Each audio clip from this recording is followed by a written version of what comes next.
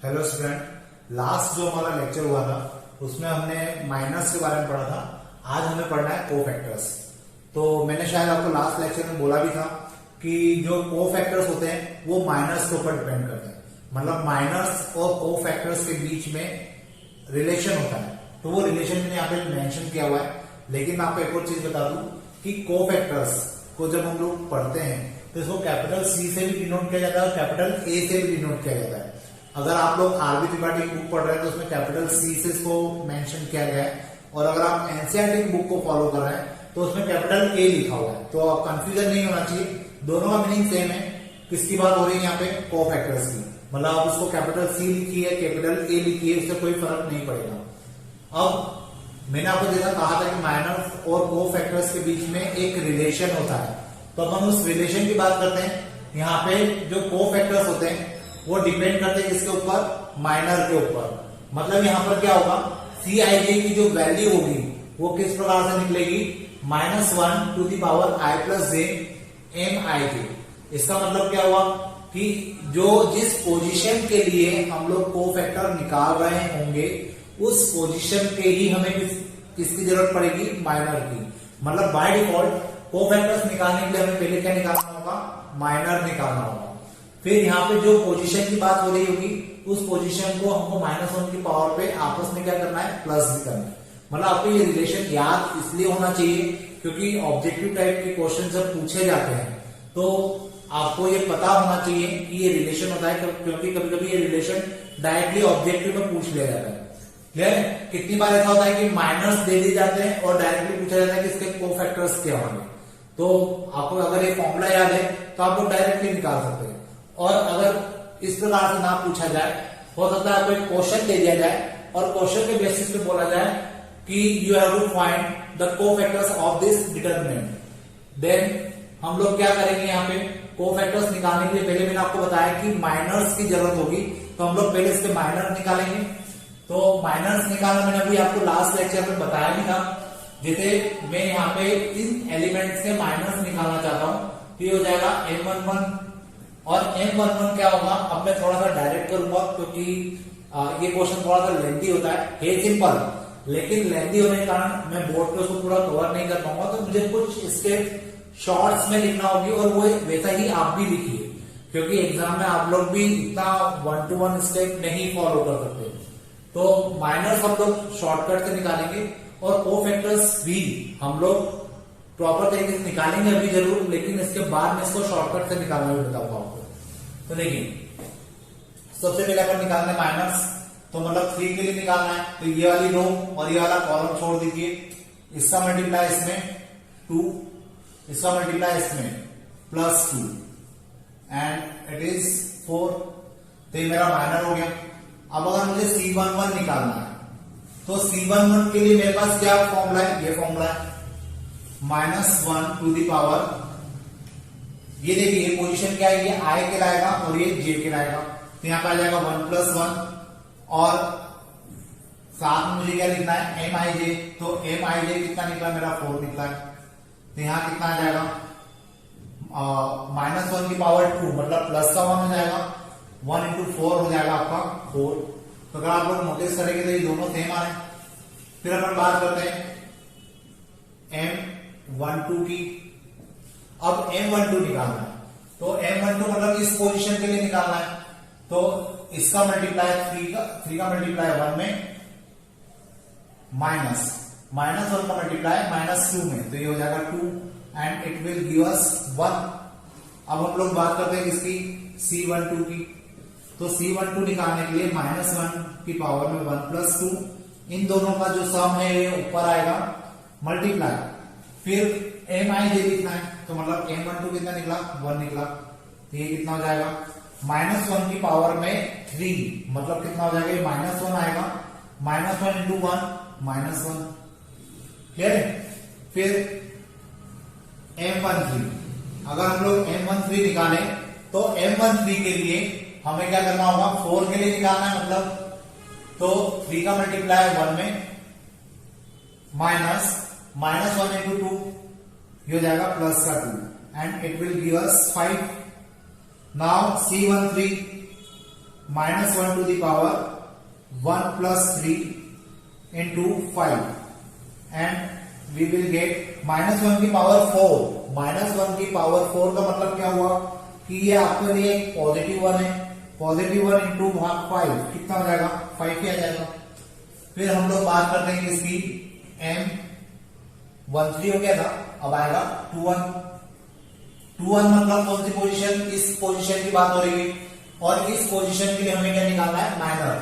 तो माइनस 3 का मल्टीप्लाई 1 में हुआ तो माइनस 3, फिर 1 का मल्टीप्लाई 4 में करेंगे तो minus 4 and it will give us minus 7। Now C21, C21 में क्या करेंगे, माइनस 1 की पावर 2 प्लस 1 इंटू यहां पे क्या आ जाएगा साथ में माइनस 7। तो अब आप लोग थोड़ा सा यहाँ पे कैलकुलेशन के लिए ध्यान रखिए, माइनस 1 की पावर 3, माइनस 1 की पावर 3 मतलब माइनस 1 को 3 बार मल्टीप्लाई करना है। तो फाइनली हमें क्या मिलेगा, माइनस 1 और माइनस 1 इंटू माइनस 7 कितना हो जाएगा, तो प्लस 7 हो जाएगा। देन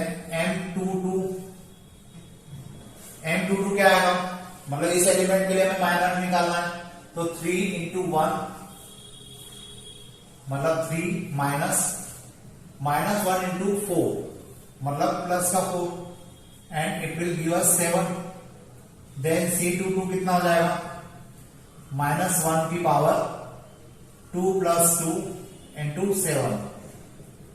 अब माइनस 1 की पावर में 2 प्लस 2 है तो इसका मीनिंग क्या हुआ, माइनस 1 की पावर में 4 और ये पॉजिटिव 1 हो जाएगा, पॉजिटिव 1 इंटू 7 कितना हो जाएगा 7। M23 अगर हम लोग निकालना चाहें तो M23 मतलब इसकी बात हो रही है और इसकी बात हो रही है, मतलब ये रो और ये कॉलम छोड़ दीजिए। 3 का मल्टीप्लाई 1 में किया तो ये हो जाएगा 3 माइनस 1 इंटू माइनस 3, ये हो जाएगा कितना 3, तो ये हमें क्या देगा 0। तो C23 कितना आएगा, माइनस 1 की पावर 2 प्लस 3 इंटू 0। फाइनली इसका आंसर भी कितना हो जाएगा, 0 हो जाएगा क्योंकि यहाँ पे मल्टीपल में क्या है 0 है। अब हमने M23 निकाल लिया, अब हम लोग निकालेंगे M31। तो M31 इक्वल टू M31 मतलब इसकी बात हो रही है तो इसका मल्टीप्लाई इसमें माइनस 3 इंटू माइनस 2, ये हो जाएगा कितना 6 माइनस इसका मल्टीप्लाई इसमें तो ये हो जाएगा 8 and it will give us minus 2। C31 ये कितना आ जाएगा, minus 1 to the power 3 plus 1 multiply minus 2। अब देखिए यहां माइनस 1 की पावर में 3 प्लस 1 है तो माइनस 1 की पावर में 3 प्लस 1 मतलब माइनस 1 की पावर कितनी हो गई 4 और माइनस 1 की पावर 4 का मतलब कितना हुआ पॉजिटिव 1। पॉजिटिव 1 का माइनस 2 में मल्टीप्लाई हुआ तो ये हमें क्या देगा, माइनस 2 देगा। क्लियर है। फिर इसके बाद हम लोग बात करते हैं इसकी M32 की। M32 मतलब इसके लिए निकालना है तो इसका मल्टीप्लाई होगा माइनस 2 में तो यहां पर आ जाएगा माइनस 6 माइनस इन दोनों का मल्टीप्लाई कर दिया, अब इन दोनों का करना है तो ये कितना आ जाएगा 12। यहां लिखेंगे हम लोग 12 और हमें यहां पे फाइनली क्या मिलेगा माइनस 18। फिर C32 अगर हम लोग निकालेंगे तो यहां पे क्या हो जाएगा माइनस 1 की पावर 3 प्लस 2 इंटू माइनस 18 और फाइनली हमें यहां पे क्या मिलेगा माइनस 1 की पावर 5। तो माइनस 1 की पावर 5 का मतलब कितना हुआ माइनस 1 और माइनस 18 ये हो जाएगा प्लस का 18। M33 लास्ट एलिमेंट इसके लिए जब हम लोग निकालने जाएंगे तो 3 का मल्टीप्लाई 2 में होगा तो ये कितना हो जाएगा 6 और इसका मल्टीप्लाई इसमें क्या हो जाएगा माइनस 9। यहाँ पे पहले से ही माइनस है तो ये प्लस हो जाएगा 9 और ये हो जाएगा 15। फिर C33 equal to minus 1 to the power 3 plus 3 into 15 and it will give us only 15। Clear है। तो इस प्रकार से मैंने क्या किया, माइनस तो निकाले थे साथ में मैंने कोफैक्टर्स भी निकाले। अब यहाँ पे आप लोगों को एक चीज नोटिस करना आना चाहिए कि जो मैंने M11 निकाला और जो C11 निकाला दोनों सेम है, फिर जो M12 निकाला C12 निकाला न्यूमेरिकली सेम है लेकिन साइन का डिफरेंस है। M13 निकाला C13 निकाला दोनों सेम है। M21 निकाला C21 निकाला दोनों न्यूमेरिकली सेम है लेकिन माइनस का डिफरेंस है। M22 C22 निकाला दोनों सेम है। M23 C23 दोनों सेम है। यहाँ पे तो फिर जीरो ही आ गया था, तो माइनस का साइन को हम लोग जज नहीं कर सकते, लेकिन अगर यहाँ पे आंसर आता तो यहाँ पे माइनस का डिफरेंस डेफिनेटली आता। देखिए यहाँ पे हमने क्या निकाला M23 और C23, तो यहाँ पे आप लोग नोटिस कर सकते हैं कि दोनों वैल्यू क्या है, सेम है। क्योंकि ये दोनों भी फिलहाल जीरो आ रहा है, लेकिन अगर आप इसको कैलकुलेट करते हो कोई न्यूमेरिकल वैल्यू आती तो ये डेफिनेटली कैसे आती, माइनस की आती। अब उसके बाद हम लोग बात करते हैं इसकी M31 की।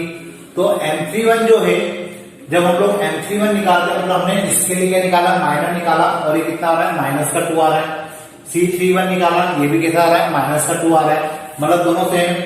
फिर M32 निकाला और C32 निकाला, दोनों न्यूमेरिकली सेम है लेकिन साइन का डिफरेंस है। फिर M33 निकाला, C33 निकाला, दोनों न्यूमेरिकली सेम है। तो यहाँ पे आप लोग नोटिस करिएगा कि जितने भी हमने माइनस निकाले हैं आपके कोफैक्टर्स न्यूमेरिकली सेम है लेकिन अल्टरनेट माइनस के साइन के साथ है। मतलब अगर मैं आपको यहाँ पे बताना चाहूं तो हमारा जो पहला माइनर निकला और जो पहला कोफैक्टर निकला वो सेम है, मतलब हम इसको प्लस के साइन के साथ लिख सकते हैं। मतलब प्लस के साइन का मतलब ये है कि इन दोनों में कोई चेंजेस नहीं है। फिर M12 C12 हमने निकाला, M12 C12 निकाला, दोनों में माइनस के साइन का डिफरेंस है, मतलब जो सेकंड एलिमेंट होता है वो माइनस का होता है।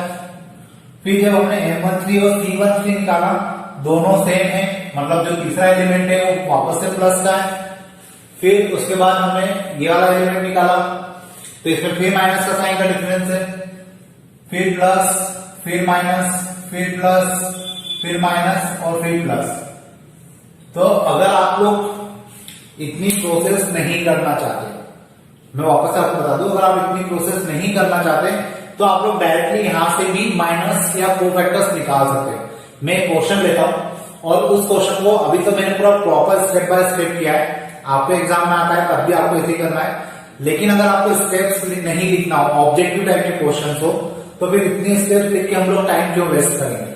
अब आपको ये समझ में आना चाहिए कि जब पहला माइनर निकाला जाएगा वही हमारा सेम कोफैक्टर्स होगा। माइनस का साइन का मतलब क्या है कि जो माइनस निकाला जाएगा उसका नेगेटिव पार्ट, मतलब साइन बदल के आपको कोफैक्टर लिखना है। फिर जब माइनर निकाला जाएगा थर्ड एलिमेंट के लिए, तो जो माइनर होगा वही का वही कोफैक्टर होगा।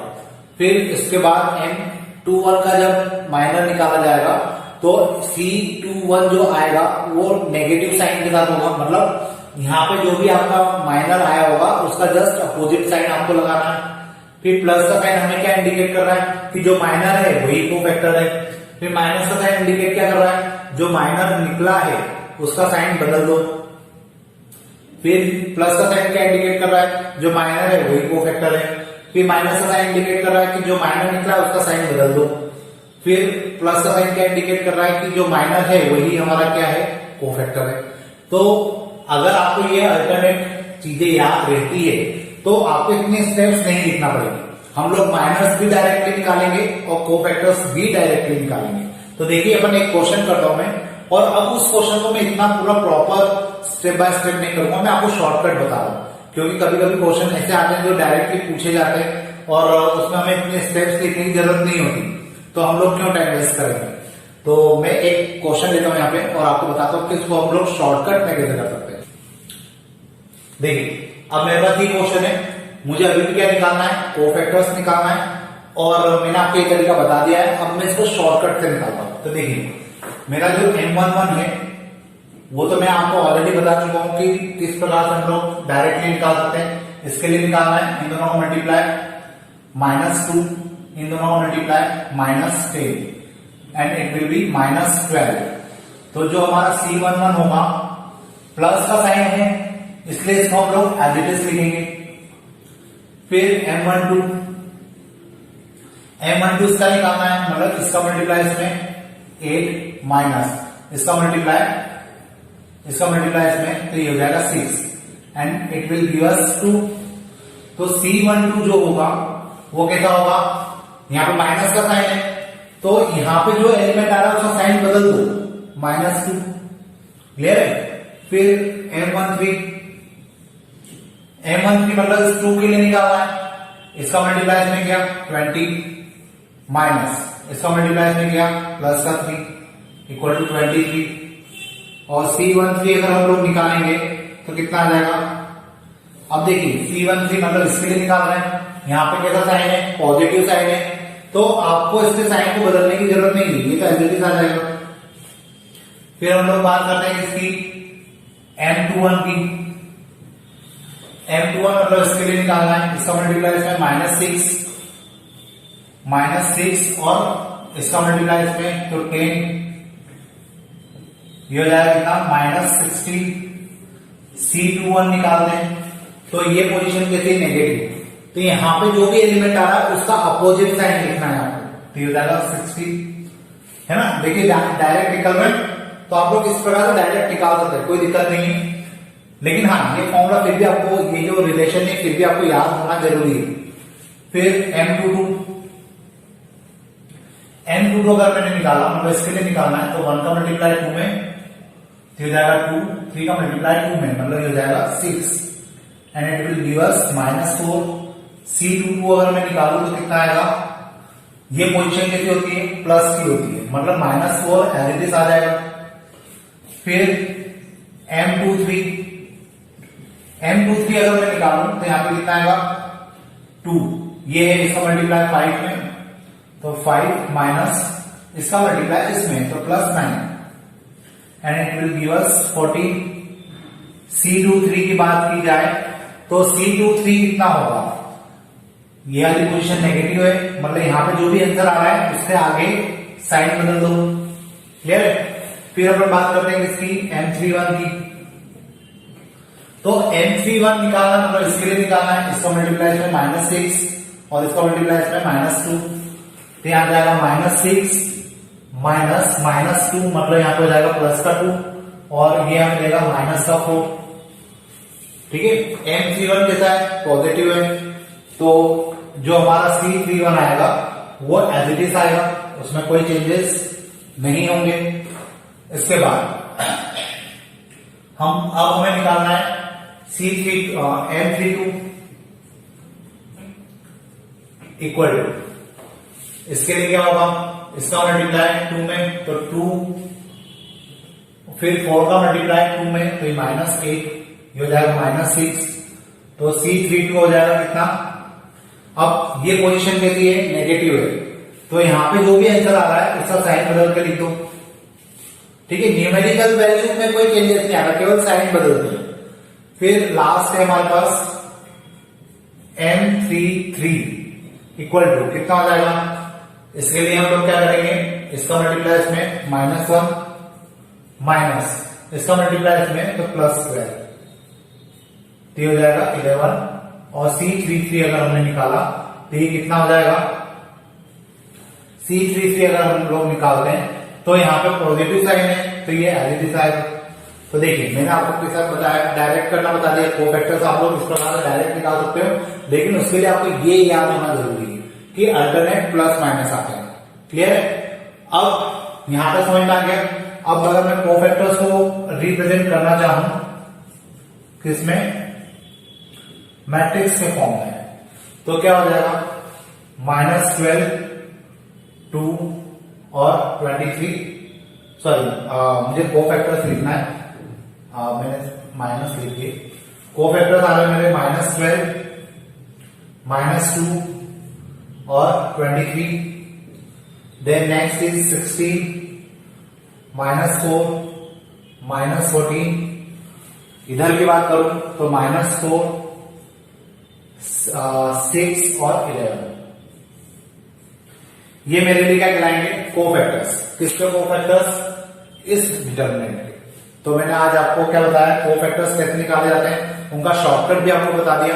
अब जो नेक्स्ट लेक्चर होगा उसमें हम लोग कोफैक्टर्स के ऊपर ही 2x2 के जो डिटर्मिनेंट होते हैं उनकी बात करेंगे, और डिटर्मिनेंट को किस प्रकार से 3x3 के डिटर्मिनेंट को किस प्रकार से सॉल्व किया जाता है उसकी बात करेंगे। आज के लिए अपन इतने ही रखते हैं। जो लास्ट वीडियो आपने देखा था उसमें हमने देखा था कि माइनस किस प्रकार से निकाले जाते हैं, कोफैक्टर्स कैसे निकाले जाते हैं। आज हम लोग उन्हीं कोफैक्टर्स को ही वापस से निकालने की कोशिश करेंगे, लेकिन लास्ट टाइम हमने देखा था 3x3 के डिटर्मिनेंट के ऊपर। अब आज हमें 2x2 के डिटर्मिनेंट दिए हुए हैं और उन 2x2 के डिटर्मिनेंट के ऊपर हम लोग माइनस और कोफैक्टर्स निकालने की कोशिश करते हैं। इसके बाद फिर हम लोग देखेंगे कि किस प्रकार से हम लोग एक 3x3 के डिटर्मिनेंट को सॉल्व कर सकते हैं या इवेल्युएट कर सकते हैं। तो पहले अपन स्टार्ट करते हैं 2 क्वेश्चन के साथ। अब जैसे अगर मुझे इस डिटर्मिनेंट के लिए क्या निकालना है, कोफैक्टर्स निकालना है, तो बाय डिफॉल्ट कोफैक्टर्स निकालने के लिए मुझे पहले माइनर निकालने ही पड़ेंगे। तो इसका माइनर 6 के लिए माइनर क्या हो जाएगा, M11।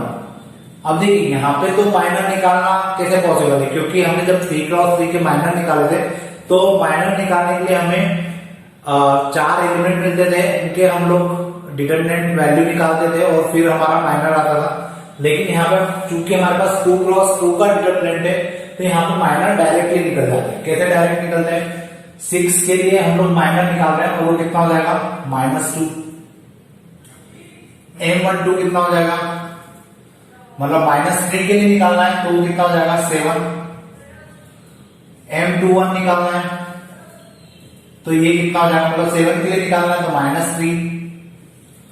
और M22 अगर हमें इसके लिए निकालना है तो कितना आ जाएगा 6।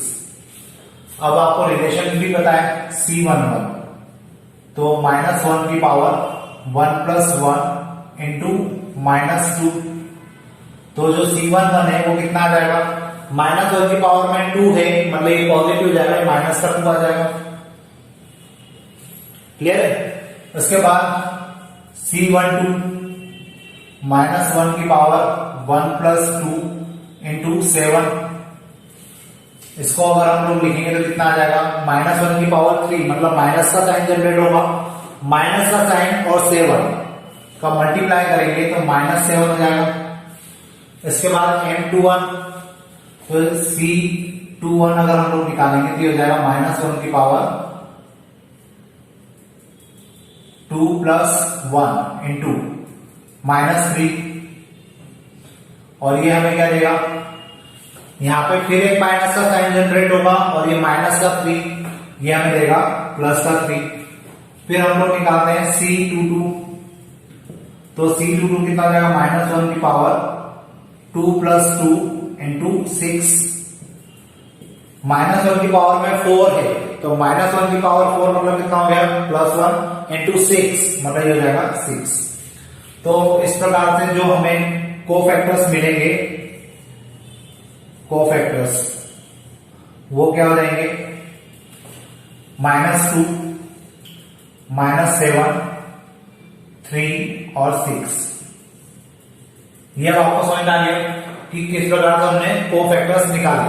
अब देखिए एक बात अगर आप नोटिस करेंगे तो इन दोनों की पोजीशन बदल गई है ना। 2x2 के डिटर्मिनेंट के लिए बता रहा हूं, केवल शॉर्टकट बता रहा हूं आपको। इन दोनों की पोजीशन बदल गई और इन दोनों के साइन बदल गए। अच्छा यहां पर मैंने कोफैक्टर्स निकाला ना केवल, सॉरी क्लियर है नहीं, वो जो मैं मेथड आपको बताना चाह रहा हूं वो मेथड आगे हम लोग जब एडजॉइंट निकालेंगे तब काम आएगी। फिलहाल तो अभी आपको कोफैक्टर्स निकालना आ गए, इसके कोफैक्टर्स भी निकाल लेते हैं अपन। तो यहाँ पे कितना आ जाएगा, C11 अगर मुझे निकालना है तो मुझे पहले M11 निकालना पड़ेगा। M11 कितना आएगा, सीधे 4, M12 10, M21 6 और M22, ये हो जाएगा कितना 2।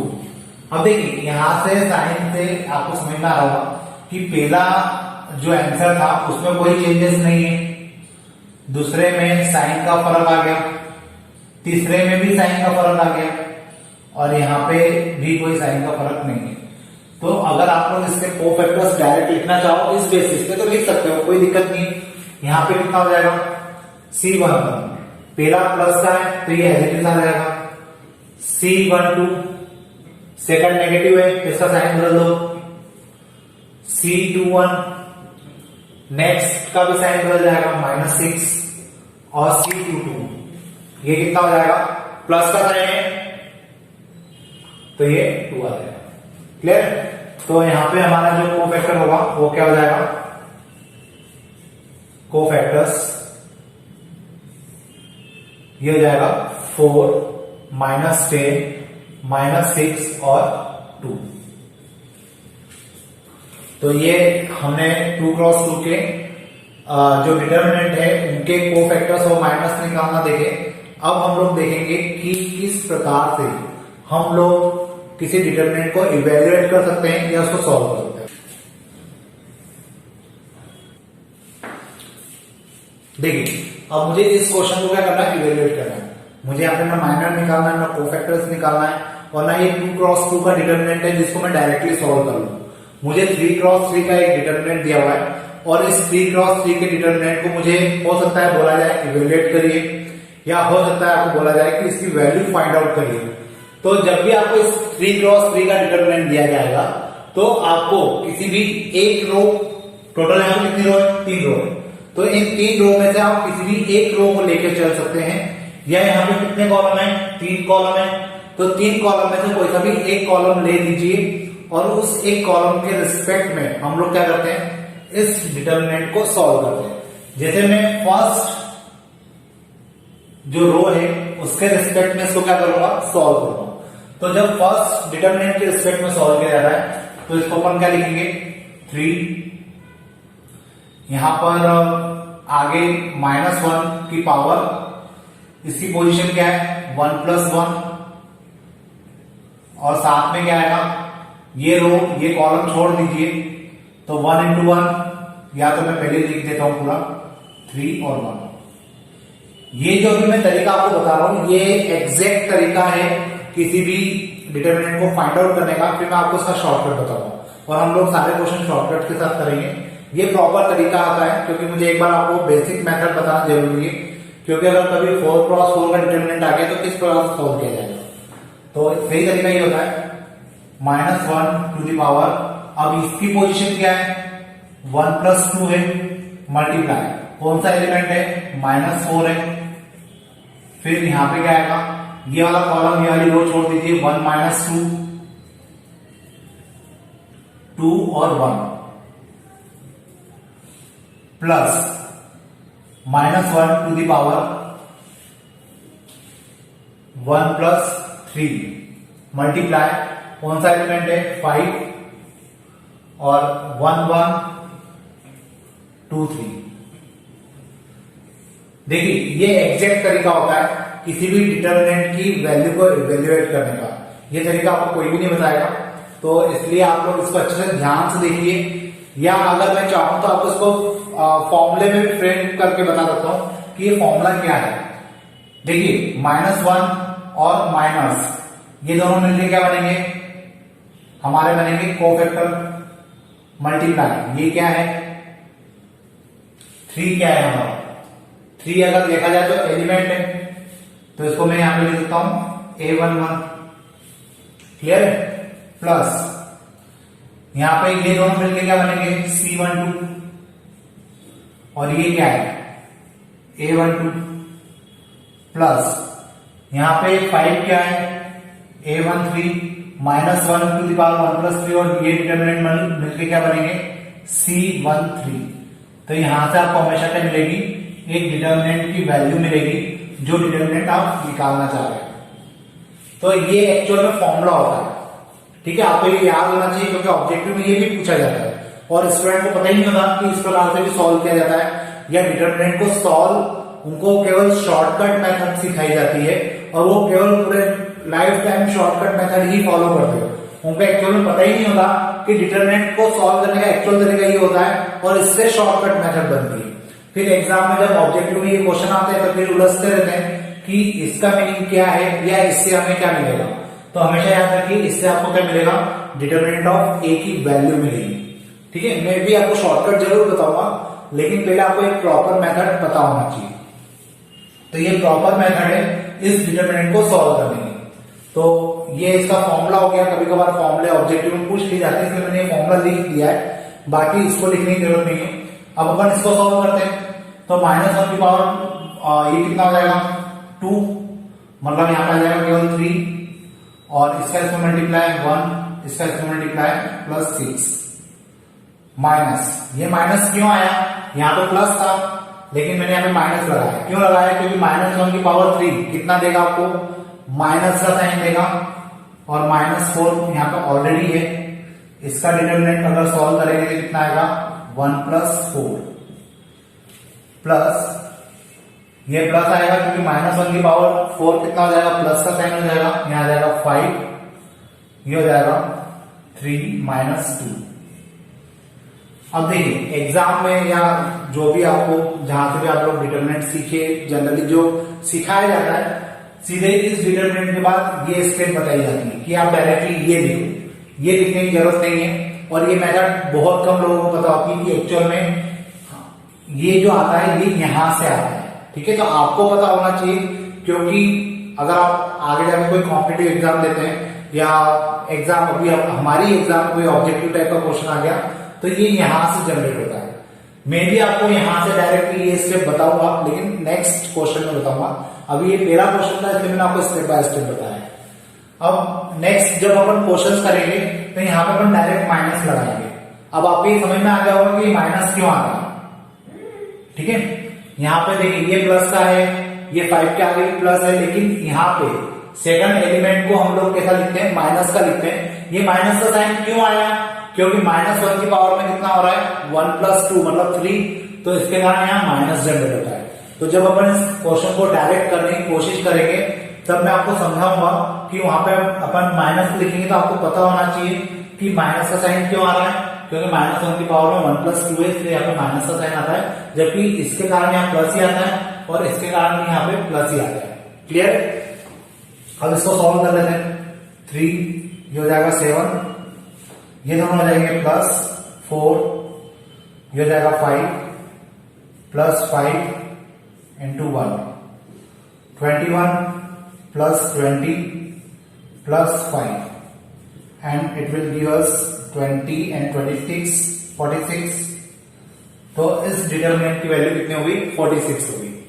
अब मैं वापस से आपको रिमाइंड कर दूं कि ये क्वेश्चन मैंने आपको पूरा प्रॉपर स्टेप के साथ करके दिखाया है। ये 2 स्टेप लिखना जरूरी नहीं होती, हम लोग भी डायरेक्ट इसी प्रकार से सॉल्व करेंगे, लेकिन ये मुझे आपको बताना था क्योंकि जब हम लोग इस क्वेश्चन को डायरेक्टली इस प्रकार से करना बताते हैं तो काफी स्टूडेंट के दिमाग में आता है कि हमें माइनस का साइन क्यों लगाया। तो ये माइनस का साइन इसके कारण आता है। क्लियर।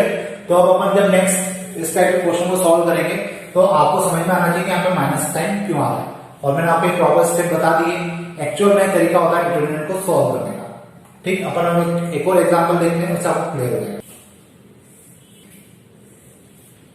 देखिए अब मेरे पास ये 2 क्वेश्चन है, मुझे दोनों क्वेश्चन को इवेल्युएट करना है। इवेल्युएट करने का मीनिंग मैं आपको ऑलरेडी बता चुका हूं।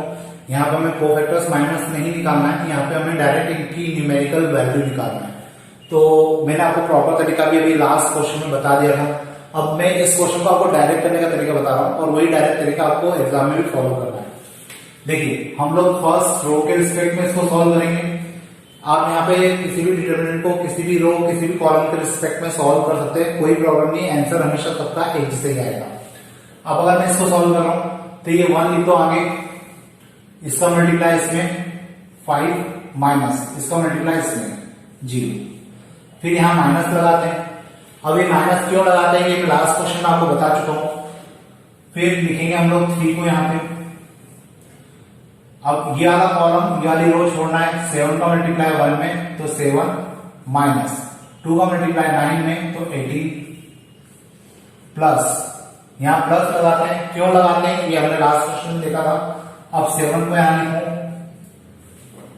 ये वाला कॉलम ये वाली रो छोड़ना है। 7 का मल्टीप्लाई 0 में तो 0 माइनस 2 का मल्टीप्लाई 5 में तो हो जाएगा 10, ये हो जाएगा 5, ये हो जाएगा -11 और -3 मतलब प्लस का 33 और ये हो जाएगा माइनस का 70, 38 माइनस 70। अब अगर आप इसमें से इसको माइनस करोगे तो आ जाएगा 2 और 6 में 3 जाएगा तो 32 माइनस का। क्लियर है? तो ये मेरा आंसर हो गया। इसको मैंने डायरेक्ट कर दिया। लास्ट क्वेश्चन अपन ने प्रॉपर स्टेप के साथ किया। अब जैसे ये वाला क्वेश्चन है इसको भी अपन एक बार कर लेते हैं। तो मैं यहाँ पे भी फर्स्ट रो के रिस्पेक्ट में इसको सॉल्व कर रहा हूं। -1 आगे आएगा, ये वाली रो ये वाला कॉलम छोड़ दीजिए, इसका मल्टीप्लाई इसमें तो 1, इसका मल्टीप्लाई इसमें तो 1। फिर बीच में हम लोग क्या लगाते हैं, माइनस का साइन लगाते हैं, तो यहाँ माइनस आ जाएगा और ये 1 यहां लिख दिया। ये वाली कॉलम ये वाला रो छोड़ दीजिए, इसका मल्टीप्लाई इसमें किया तो -1, इसका मल्टीप्लाई इसमें किया तो -1 प्लस लास्ट एलिमेंट 1, इसका ये वाली रो ये वाला कॉलम छोड़ दीजिए, इसका मल्टीप्लाई इसमें किया तो 1, इसका मल्टीप्लाई इसमें किया तो +1। क्लियर है? मैंने डायरेक्ट लिखा है, अब आप लोग समझ सकते हैं इसको इजीली। फिर 1 - 1 ये 0 हो जाएगा, 0 × -1 फाइनली 0 हो जाएगा, -1 ये हो जाएगा -2 +1 ये हो जाएगा +2। क्लियर है? फिर 0 को तो लिखने का कोई मतलब ही नहीं है। -1 और -2 मिलकर हो जाएगा 2 +1 × 2 हो जाएगा 2 और फाइनली मेरा आंसर हो जाएगा 4। तो होपफुली आपको ये चीज समझ में ही होगी कि अपन ने किस प्रकार से डिटर्मिनेंट को सॉल्व किया या किस प्रकार से डिटर्मिनेंट की वैल्यू को हमने निकाला। मैंने इसका आपको प्रॉपर मेथड बता दिया है और ये प्रॉपर मेथड आपको अच्छे से याद होना चाहिए विथ फॉर्मूला, क्योंकि ऑब्जेक्टिव में पूछा जाता है। मैं बार बार कह रहा हूँ क्योंकि ऑब्जेक्टिव में इसलिए जब पूछा जाता है तब स्टूडेंट के दिमाग में नहीं आता और उनके ऑब्जेक्टिव में सबसे ज्यादा नंबर कटते हैं। तो इसलिए जो आपको छोटी छोटी चीजें बताई जाए उनको या तो आप कहीं नोट डाउन कर लीजिए ताकि आपको याद रहे और इन क्वेश्चन की अच्छे से प्रैक्टिस कीजिए, क्योंकि ये क्वेश्चन दिखते सिंपल है, हमको लगता है कि हम लोग कर लेंगे, लेकिन जब एंड टाइम पे एग्जाम में हम लोग करते हैं प्रैक्टिस की कमी के कारण हमारे नंबर वहां पे कट जाते हैं। तो आप लोग कोशिश कीजिए कि आपके ये क्वेश्चन फटाफट हो जाए और प्रैक्टिस भी ज्यादा कीजिए इन क्वेश्चन की। क्लियर? आज वीडियो में इतने करते हैं। अब जब नेक्स्ट टाइम अपन पढ़ेंगे तो अपन डिटरमिनेंट की प्रॉपर्टीज के बारे में बात करेंगे और उसके ऊपर जो क्वेश्चंस हैं उनकी बात करेंगे। Thank you.